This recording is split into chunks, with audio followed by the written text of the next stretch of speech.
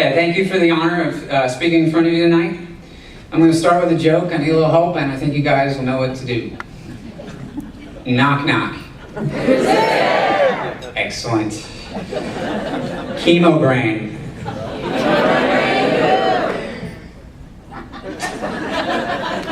Hi, my name is Rick Payne. Thank you for the honor of speaking in front of you tonight. Let's start with a joke, and I think you guys know what to do.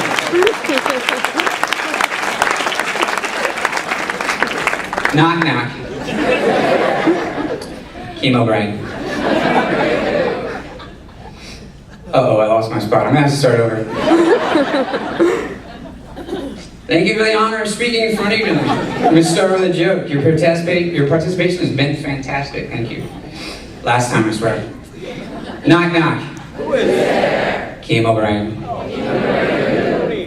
Doesn't matter if this joke bombs, because I'm going to forget it anyway in a week.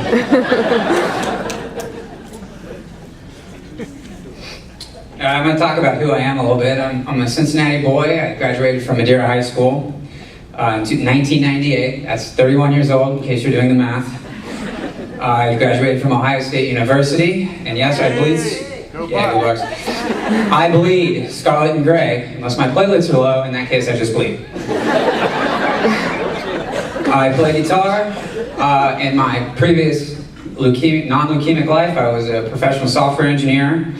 And I recently started a band, and I'm a shameless self-promoter, so my band's called Soothing Stone. You can check us out monthly at the Corner Pub. If you want more information, hit me up after the speech, and I'll give you a business card. If you have any questions, if we stock or not, you can ask Becky and Dr. Walters. They were at our last gig. I'm going to have to give you the highlights that Kid already gave, because my original speech was an hour long, and I promise you this isn't anywhere near that. I was diagnosed with acute promyelocytic leukemia in 2007. I've got 4 relapses of APL leukemia, 2 bone marrow transplants from non-related perfect match donors. I have the over 20 bone marrow biopsies plaque hanging proudly in my house. Yeah, ask somebody about that. I've had 8 spinal taps, sometimes on the same day as the bone marrow biopsy. I had brain surgery to have an Ommaya reservoir placed in my skull. I had a rhizopus infection, which is a very common fungus in my sinuses, and I had to have my sinuses scraped. And I also had varicella-induced pneumonia, which caused total lung failure, which earned me 2 weeks with Mr. Ventilator. All in all, I have about 200 nights at Jewish Hospital, including 2 this week. And I hope I have no more. In 2006, before I was diagnosed, I found myself saying, man, I sure wish I had, 6 months to a year off to focus on music. Whoops. I was fortunate when I went to the emergency room. It happened to be at Jewish Hospital because it was technically closer than Christ Hospital, and I preferred Jewish, also called Mercy, or short, Juicy.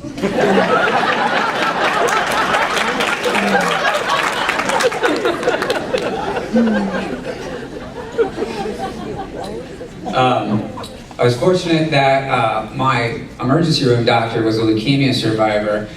At first, I went in, I was in really good health. I was a rock climber, I exercised regularly, I ate well, and they were about to send me home with a Z-Pack and say you had the flu, and I'm really glad they didn't.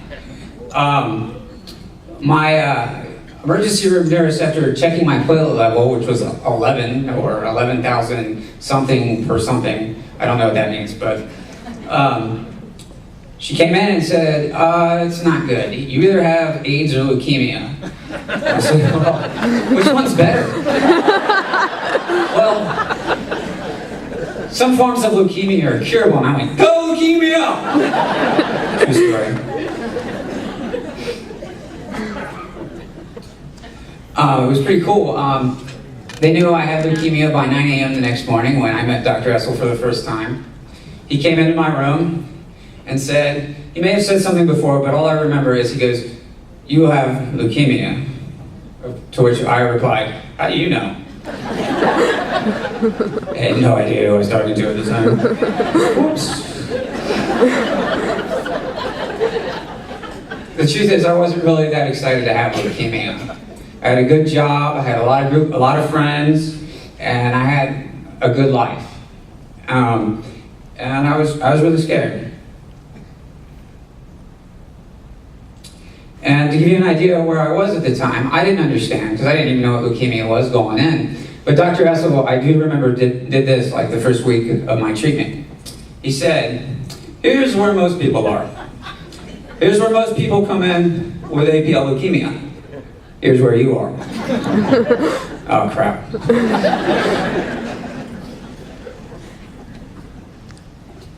It actually took me a week to think through if I wanted to go through with this. I knew I had a hard path ahead of me. I had no idea how hard it would end up being.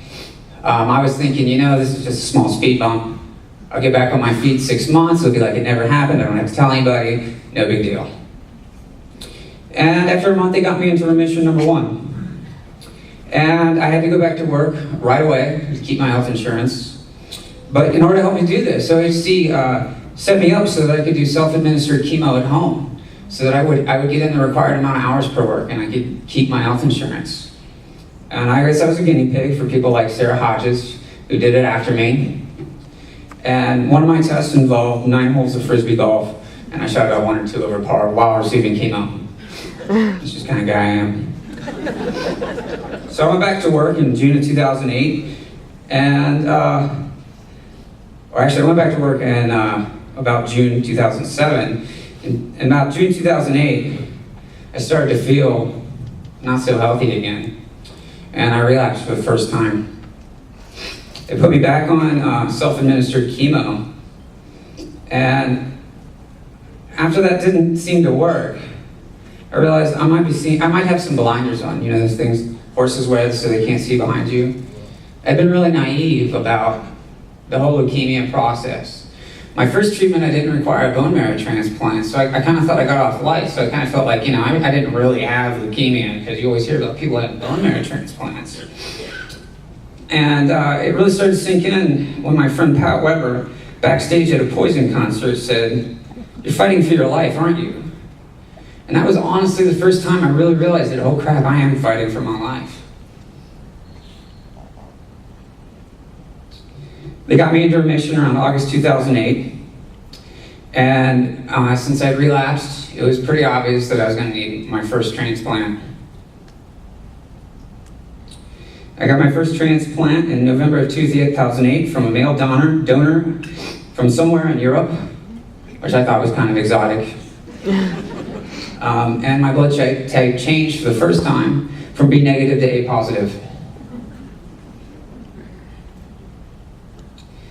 I got a little more serious about things because I knew that this was going to take 100% of my effort. I'm not sure I'd even put 100% effort into anything before. One time in my room, I remember talking to Karen Sovereign. She remarked, "I bet you have no idea how many people worked for this to get this transplant to you." And honestly, that was the first time I really thought about everybody around me. I've been really selfish up until this point with my cancer. Like, oh, I've got cancer, I need like a handicap parking pass and stuff. And I realized at that point that I'd been pretty selfish, and that I really wasn't doing this to do it because I had to, but I've had a lot of great support up until this point, and I really wouldn't want to disappoint them or my doctors or my help or myself.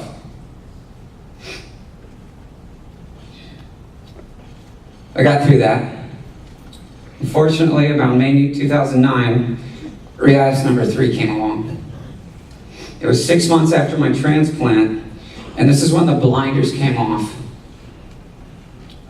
I realized that all the lies I told myself to prop myself up before, like, I'm awesome, my job is awesome, I'm the best programmer in the world, it all came crashing down, honestly, when there was a real possibility for the first time. I thought I might actually die from this. And I started thinking, well, if I have to cash in my chips, am I ready to? And the answer was unbelievably no. I definitely hit rock bottom. So I'm gonna do the hand gesture again. Normal people, most people with APL, where I came in, how I felt right now, which was a step lower.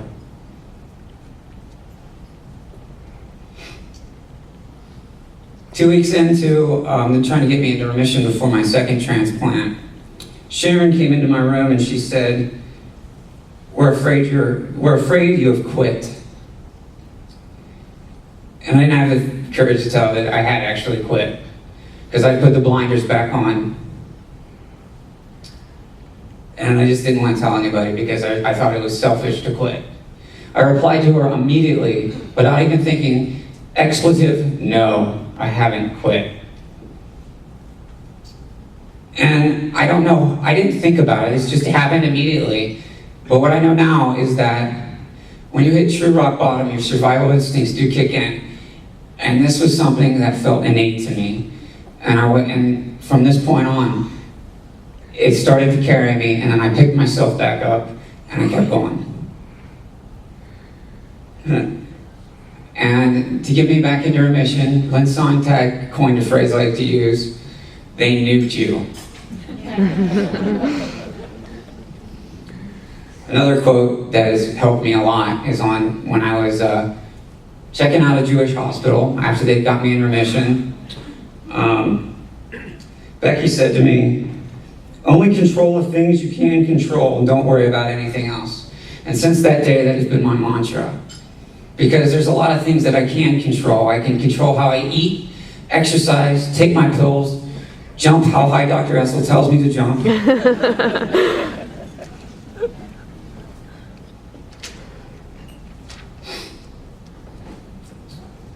Around December 2009, relapse number 4 came. And this time it was a little different. It started with unbearable pain in my legs and back. For about 2 months, we thought it was sciatica. Turned out to be cancer in my spine. We thought it was Guillain-Barré syndrome at first. Fortunately, it turned out to be one of the medications we were on, and I got taken off of it right away, and it went away within 2 weeks. However, we found it in my blood right as I started to recover. And that would be relapse number 5. During relapse number 4, I had an Maya reservoir implanted in my skull so that I could get treatment both in my spine and chemotherapy in my blood. However, this led to my night speech in which I talked for 5 minutes about how I got to observe some of the computer systems in healthcare in general. And being a computer programmer, I was unhappy with them, so I talked at Ignite, and I managed to get on the front page of the Cincinnati Enquirer above the fold. And here that is.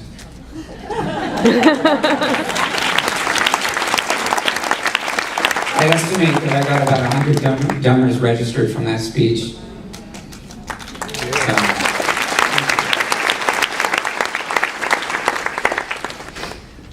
At this point, I was exhausted in my treatment.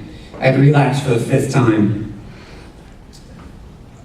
I just wanted it to be over. I kept saying to everybody, I just need a break. I'm tired. I don't know if I can do this. I mean, I didn't know what else I had to give. I was spent emotionally, physically, financially, in any other way you can imagine.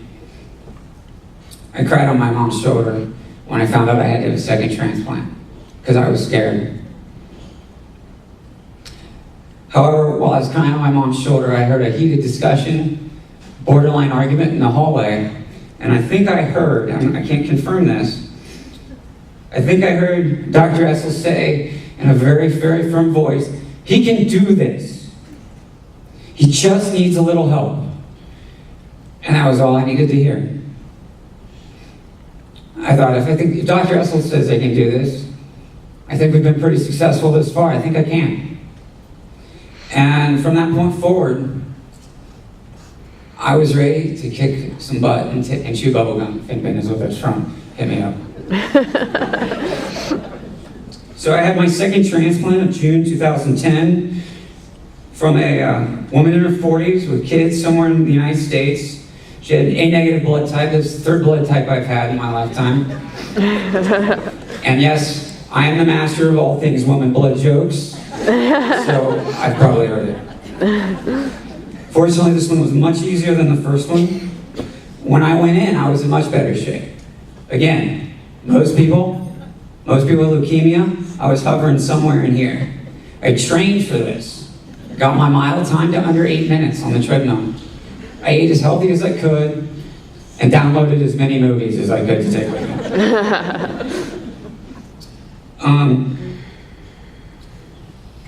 Rebecca Schnauber has been one of my best caregivers, and possibly one of the best caregivers ever. She told me for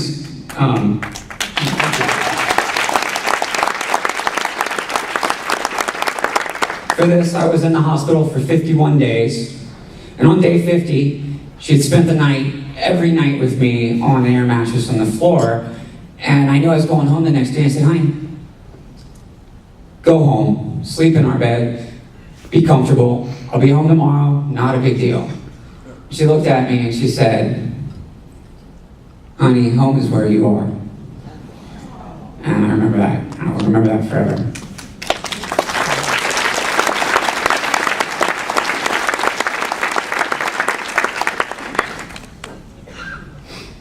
I'm not done yet.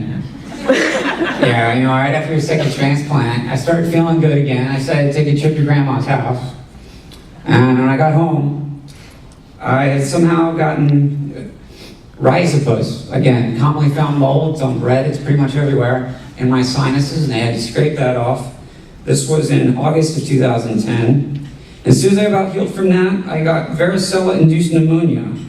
Caused me to have 100% lung failure and 2 weeks on the ventilator. That brings me to today.